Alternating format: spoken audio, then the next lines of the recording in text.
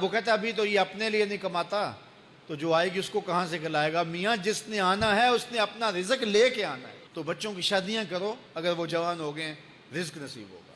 اپنے اہل خانہ کو نماز کے حکم دینے سے رزق بڑھتا ہے، کیونکہ جو صبح کا وقت ہوتا ہے یہ رزق کے بٹنے کا وقت ہوتا ہے، اور جس گھر میں صبح کے وقت لوگ سوئے ہوئے ہوتے ہیں وہاں بے برکتیاں ہوتی ہیں. تو طلوع فجر سے لے کر کے طلوع آفتاب تک اپنی اولاد کو، بیوی کو، بچوں کو نہ سونے دیں.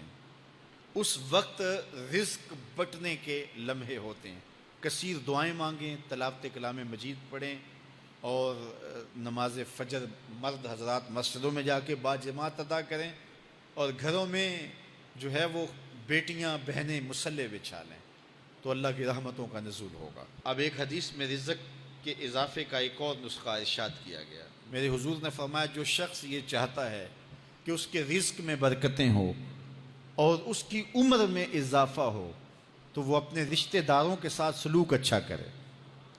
رشتہ داروں کے ساتھ اگر اچھا سلوک کرو گے تو پھر تمہارے رزق میں برکت ہو.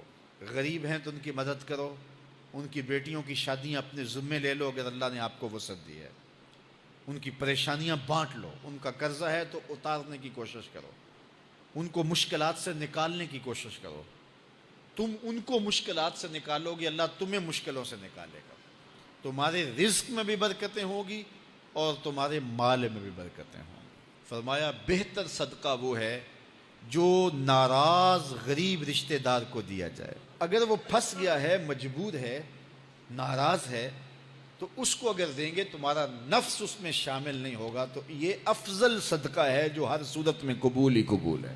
رزق کے اضافے کا ایک اور سبب الاحسان الی الضعفاء، جو کمزور لوگ ہیں ان کے ساتھ اس نے سلوک کرنا. الانفاق علی طلبۃ العلم، طالب علموں پہ خرچ کرنا، یہ بھی رزق میں اضافے کا سبب اور ذریعہ ہے. وہ حضرت بابا فرید نے کہا نا چھٹا رکن دین کا روٹی ہے. گھر میں کچھ نہ ہو تو پھر نہ نماز اور نہ ہی دیگر امور کی لذت آتی ہے. تو یہ رزق فراواں اور وسیع اور مبارک نصیب کر دے اللہ. تو اس کے لیے ایک اور وظیفہ میں دیتا ہوں، اور وہ یہ کہ مغرب کے بعد 21 مرتبہ سورۃ الکوثر پڑھ لیں، کثرت ہو جائے گی انشاءاللہ. اول خدوشی پڑھ لیں، 5-7 منٹ لگتے ہوں گے. تو سورہ کوثر 21 مرتبہ روزانہ مغرب کی نماز کے بعد پڑھیں. اور اگر بہت زیادہ مسائل ہیں تو ہر نماز کے بعد پڑھ لیں. تو انشاءاللہ آپ دیکھیں گے کہ گھر میں برکتیں اترتی محسوس ہوں گی، انوار کا نزول ہوتے محسوس کریں گے. تو یہ وہ رزق کے اسباب ہیں، اگر ہم اختیار کر لیں تو ہم اللہ کی خاص رحمتوں کے حقدار ہوں گے.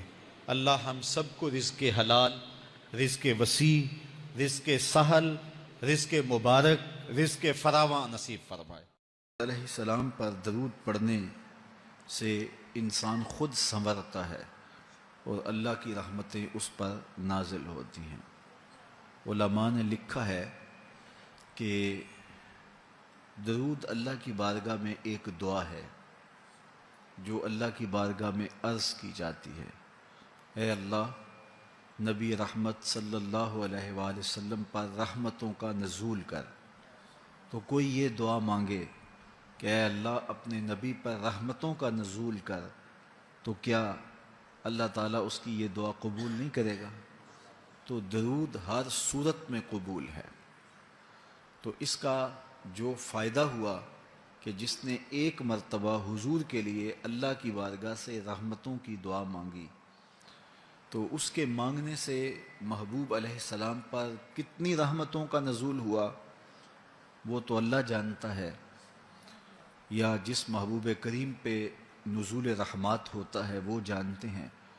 لیکن جو ہاتھ اٹھا کے دعا مانگے، جو ہاتھ باندھ کے درود پڑھے، ایک مرتبہ درود پڑھنے سے اللہ کی 10 رحمتیں اس پر نازل ہوتی ہیں. تو جو مسلسل درود پڑھے جا رہا ہے تو پھر رحمت کی برسات ہوتی ہے اس کے اوپر. رسول کریم صلی اللہ علیہ وآلہ وسلم نے ارشاد فرمایا تم جہاں بھی ہو میرے اوپر درود پڑھو، تم جہاں بھی درود پڑھتے ہو وہ میرے تک پہنچتا ہے.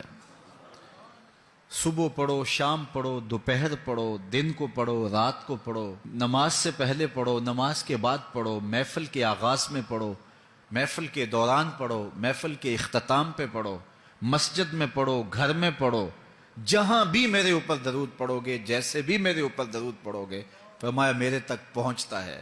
ہر شخص یہ چاہتا ہے کہ میں حضور کی قربت پاؤں، حضور کا قرب مجھے ملے، اور اگر کسی کے سینے میں یہ آرزو نہیں ہے تو اس کے سینے میں دھڑکنے والا دل کسی مومن کا دل ہی نہیں ہے۔ یہ میری بھی آرزو ہے، گناہ گار ہونے کے باوجود آرزو ہے، آپ کی بھی آرزو ہے۔ آرزو تو کی جا سکتی ہے، چونکہ کرم ہوتے دیر نہیں لگتی، وہ جس پہ چاہے کرم فرمائے۔ تو اگر قربت حاصل کرنی ہے تو پھر اس کا طریقہ کیا ہے؟ رسول کریم صلی اللہ علیہ وآلہ وسلم نے ارشاد فرمایا، قیامت کے دن میرے سب سے نیڑے وہ ہوگا جو سب سے زیادہ میرے اوپر درود پڑتا ہے۔ تو جتنا درود حضور پہ زیادہ پڑھو گے، قیامت کے دن اس قدر حضور کی قربت نصیب ہوگی، اور حضور کی چادر رحمت کی ٹھنڈی چھاؤں ملے گی، جام کوثر نصیب ہوں گے، اور جہاں حضور ہوں گے وہاں قیامت کے دن کی سختیاں نہیں ہوں گی، وہاں دامن محبوب کی ٹھنڈی ہوائیں ہوں گی۔ تو حضور علیہ السلام پر کثرت سے درود پڑھنا یقیناً یہ دکھوں کو دور کرنے کا علاج ہے، اور یہ دنیا آخرت کی بہتریوں کی ضمانت ہے۔ حضرت ابو ہریرہ رضی اللہ تعالیٰ عنہ سے روایت ہے، جو امام ابو داود نے اپنی سند سے روایت کی ہے۔ رسول کریم صلی اللہ علیہ وآلہ وسلم نے ارشاد فرمایا کہ جب کوئی شخص میرے اوپر سلام بھیجتا ہے تو اللہ تعالیٰ میری روح میرے اندر لٹا دیتا ہے، یہاں تک کہ میں اس کے سلام کا جواب دیتا ہوں۔ روح اطہر جسد انور میں لوٹا دی جاتی ہے، اور حضور سلام کا جواب دیتے ہیں۔ تو مجھے کائنات میں کوئی ایک لمحہ تو ایسا بتاؤ جس لمحے حضور پہ سلام نہ پڑا جاتا ہو۔ وہاں روضہ رسول پہ چلے جائیں تو وہاں لمحہ لمحہ سلام کے گجرے ہیں۔